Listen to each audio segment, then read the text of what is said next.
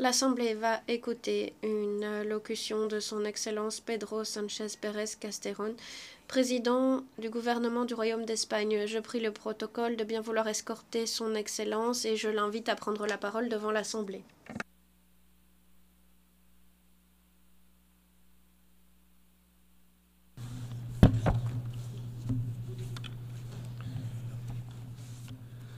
Señora Presidenta. Madame la Présidente, Mesdames et Messieurs les chefs d'État et de gouvernement, Mesdames et Messieurs les ambassadeurs, ambassadrices, Mesdames et Messieurs les délégués, je prends la parole au nom d'un pays engagé en faveur des institutions incarnées par cette institution et en faveur d'un ordre international fondé sur les normes et principes consacrés par la Charte des Nations Unies. Un pays, l'Espagne, qui croit en les mécanismes internationaux d'application du principe de responsabilité, qui lutte contre l'impunité sur la base de l'expérience et de la mémoire historique, un pays défenseur d'institutions comme la Cour internationale de justice, la Cour pénale internationale, fondamentale pour la paix, la sécurité, la justice et la réparation aux victimes. Un pays qui met en pratique et se conduit conformément à un principe fondamental, la cohérence, ce qui nous a amené à dire la même chose, que ce soit sur l'Ukraine, Gaza ou autre, défense de la paix, des droits humains et d'un ordre international fondé sur des règles.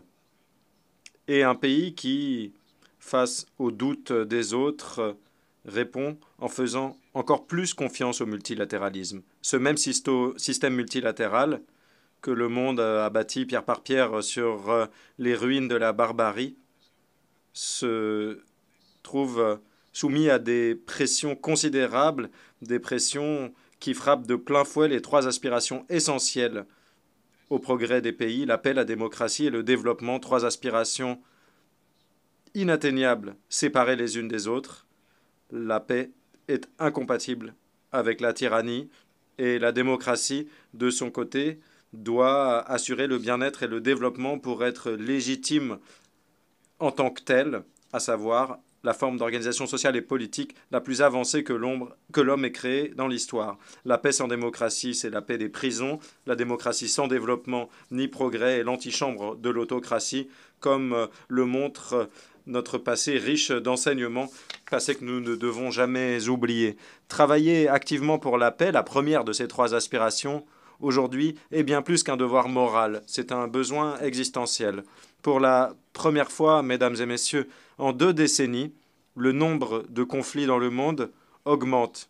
C'est également le cas du nombre de pays impliqués dans des guerres en dehors de leurs frontières à des niveaux sans précédent depuis 1945. Le nombre de victimes, de blessés, de mutilés, de personnes déplacées augmente également. Et c'est également le cas des répercussions économiques de la violence. 13% de l'ensemble du PIB mondial selon certaines études.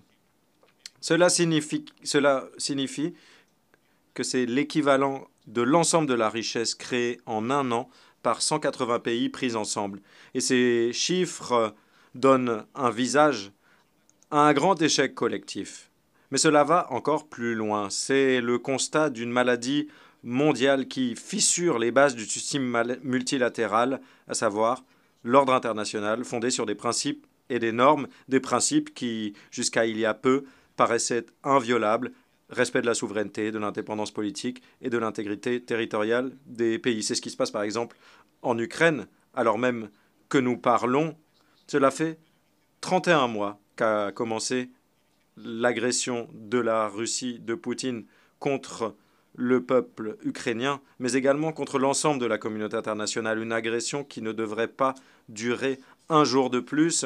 La conférence pour la paix, qui s'est tenue récemment en Suisse, a jeté les bases d'une paix juste et durable, respectueuse du droit international et de la Charte des Nations Unies, telle que le proclame la formule de paix du président Zelensky. Et donc, j'invite tous les pays qui ne l'ont pas encore fait à rallier cette initiative et à travailler à l'étape suivante, le redressement et la reconstruction de l'Ukraine.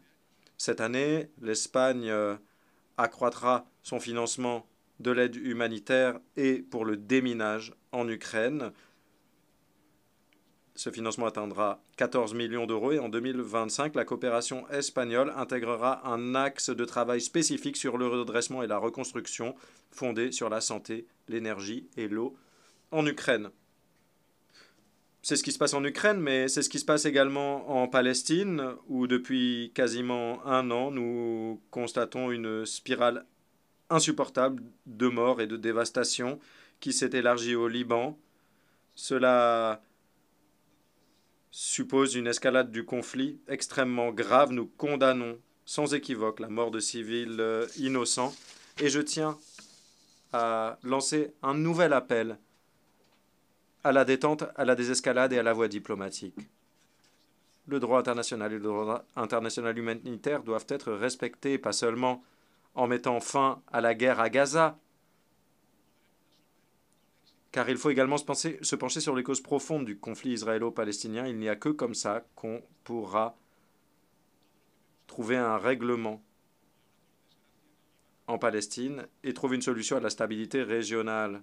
Tout ce que nous voyons au quotidien à Gaza, aujourd'hui au Liban, nous pousse à mener une réflexion sur le respect même du droit international humanitaire, au moment même où nous célébrons le 75e anniversaire des conventions de Genève.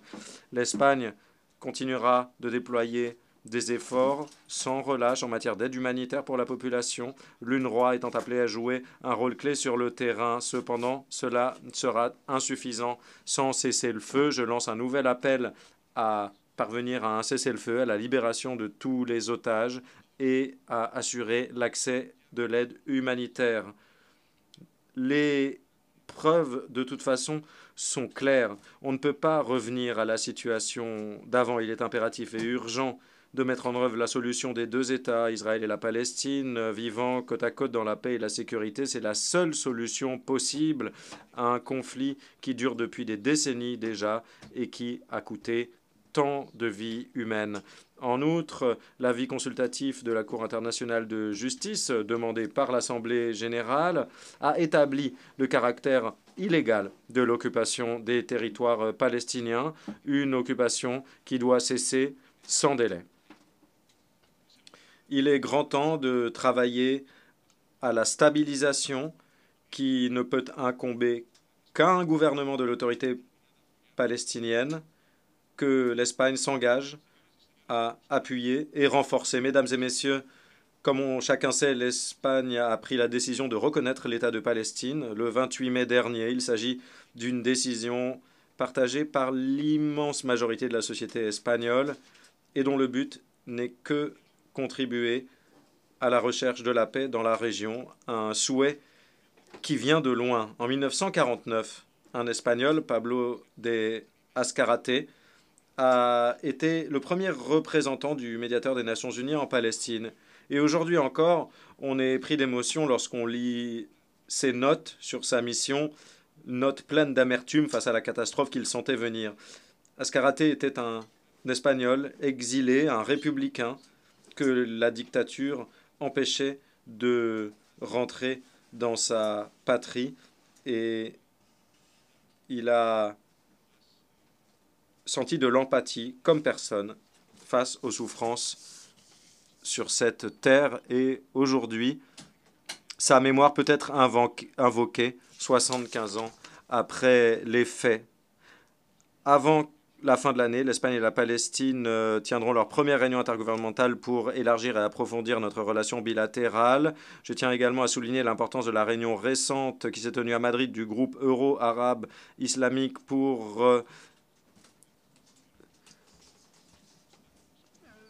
engager le processus de paix et rendre concret la solution des deux États. Il est urgent d'organiser une conférence de paix avec les parties de la communauté internationale, principe appuyé aujourd'hui par plus de 90 pays. Une conférence de paix qui puisse nous rendre cet esprit de dialogue qui s'est fait jour à Madrid dans les années 90 lorsque les Israéliens et les Palestiniens se sont assis à la même table pour négocier dans ce contexte si complexe. Je tiens à réaffirmer l'engagement inconditionnel de l'Espagne, comme le montrent les 670 membres du personnel espagnol déployés dans le cadre de la FINUL qui est commandée par un général espagnol. Le travail des missions de maintien de la paix est essentiel dans d'autres régions, notamment au Sahara occidental, où l'Espagne continuera d'appuyer l'envoyé personnel du secrétaire général des Nations Unies pour parvenir à une solution mutuellement acceptable dans le cadre des Nations Unies. Mais il est clair qu'au-delà des missions de maintien de la paix, nous devons nous atteler aux causes sous-jacentes des conflits, comme le pointe le nouveau programme pour la paix du secrétaire général et que l'Espagne appuie sans équivoque. À ce titre, la région Indo-Pacifique est en train de devenir un centre de gravité et nous devons toutes et tous contribuer au maintien de la paix dans cette région et exiger le respect des principes fondamentaux du droit international, notamment la liberté de navigation. L'Espagne est prête à coopérer afin de maintenir la stabilité et la sécurité dans cette région. Certes, ce panorama complexe pourrait nous faire tomber dans le découragement, mais on peut se pencher sur le projet européen qui est un motif d'espoir. Personne n'aurait imaginé qu'en quelques décennies, le panorama géopolitique de l'Europe aurait pu être modifié de manière si radicale. Et c'est ainsi qu'en tant que membre de l'Union européenne, l'Espagne est engagée en faveur de ce programme de paix. En décembre 2020, l'Espagne et le Royaume-Uni sont parvenus à un accord bilatéral concernant Gibraltar dans le cadre de la sortie du Royaume-Uni de l'Union européenne. Depuis, nous avons travaillé sans relâche, aujourd'hui avec le nouveau gouvernement britannique, pour que cet accord jette les bases d'une relation future entre ce territoire et l'Union européenne. Et nous sommes certains que le plus vite possible, nous pourrons parvenir à un accord entre l'Union européenne et le Royaume-Uni concernant Gibraltar. Cet accord doit être pleinement respectueux de la doctrine des Nations Unies sur ce territoire, à laquelle l'Espagne souscrit sans réserve. Cela doit être le cas également de la position juridique de mon pays concernant la souveraineté et la juridiction y afférent. Nous souhaitons travailler pour développer une zone prospère sur le plan social et économique et qui englobe l'ensemble de l'espace de Gibraltar.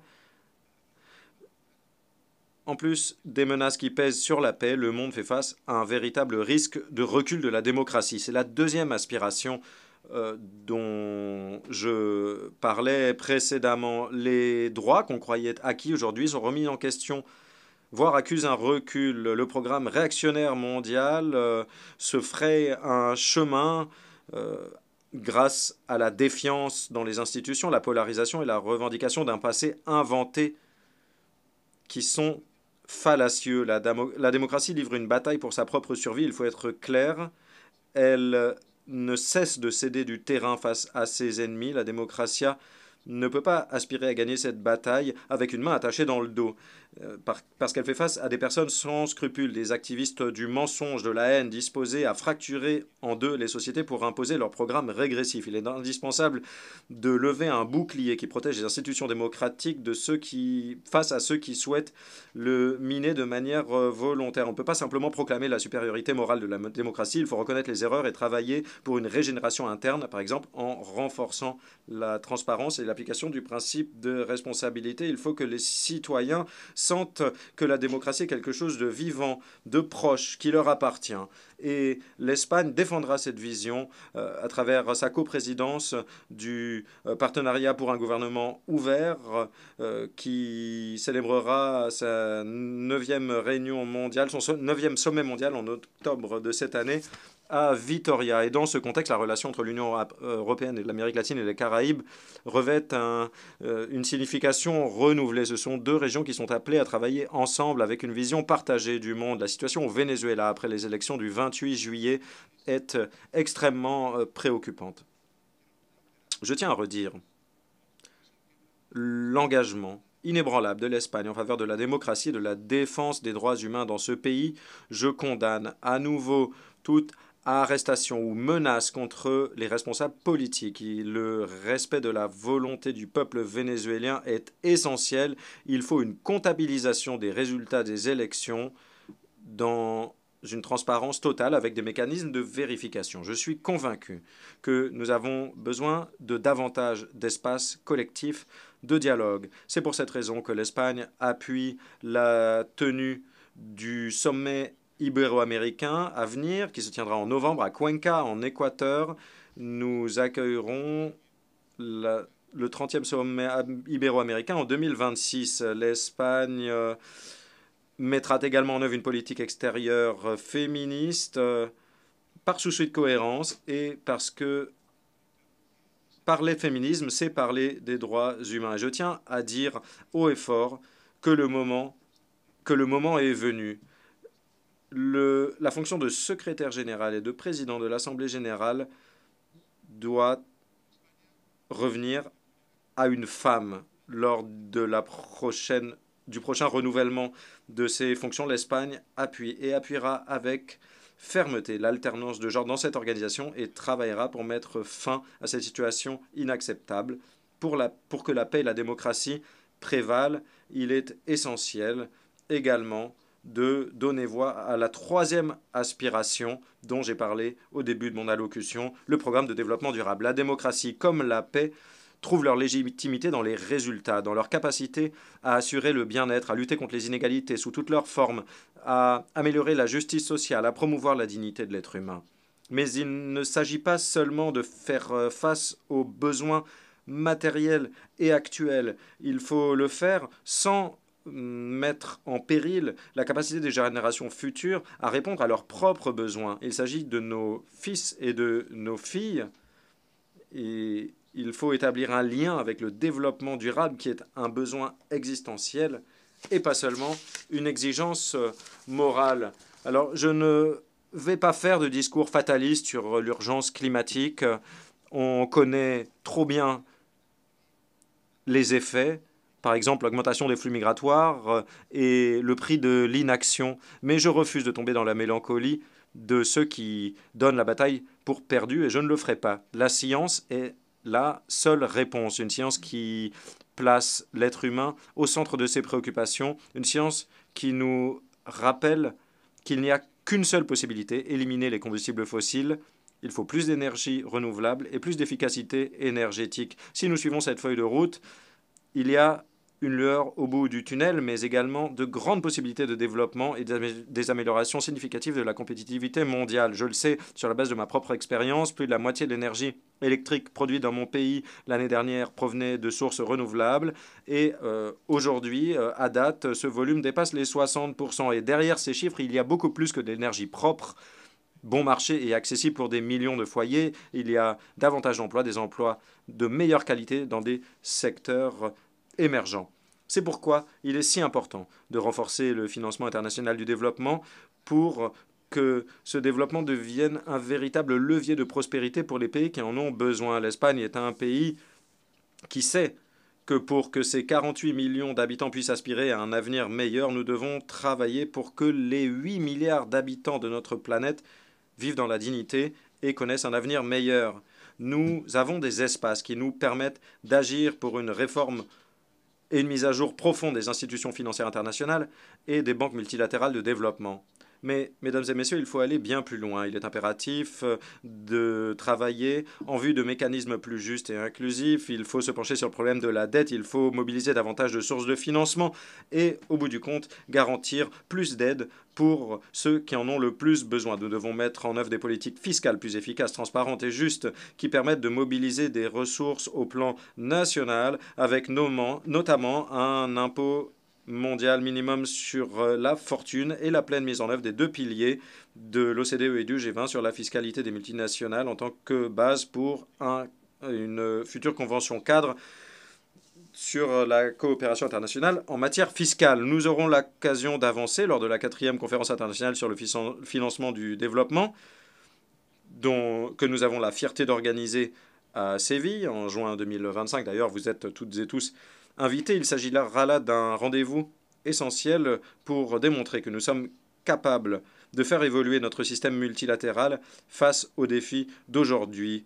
Il s'agit là d'une occasion unique d'accélérer la réalisation des objectifs de développement durable, de combattre la pauvreté, de faire disparaître la faim, d'éradiquer le sida ou de mettre un terme aux discriminations contre les femmes et les filles, entre autres.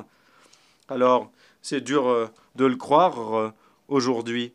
Mais encore aujourd'hui, nous entendons des discours délirants qui critiquent des objectifs aussi nobles et qui voient dans cette entreprise quelque chose qui est imposé du point de vue idéologique, alors qu'il n'y a rien de plus que le sens commun et un sens d'humanité. Des discours qui souillent ce programme qui est si clairement humain, qui décrit ce projet comme étant le projet d'une élite mondialiste. C'est là la folie des temps que nous vivons. L'Espagne sera la voie du sens commun et travaillera pour que le processus de négociation soit transparent et inclusif en mettant l'accent sur le consensus pour parvenir à des résultats tangibles. Nous allons nous appuyer sur notre expérience dans la réforme du système de coopération pour le développement avec l'augmentation, comme je l'annonce, l'objectif, comme je l'annonce aujourd'hui, d'accroître notre contribution au système des Nations Unies d'au moins 25% pour l'exercice 2025-2027.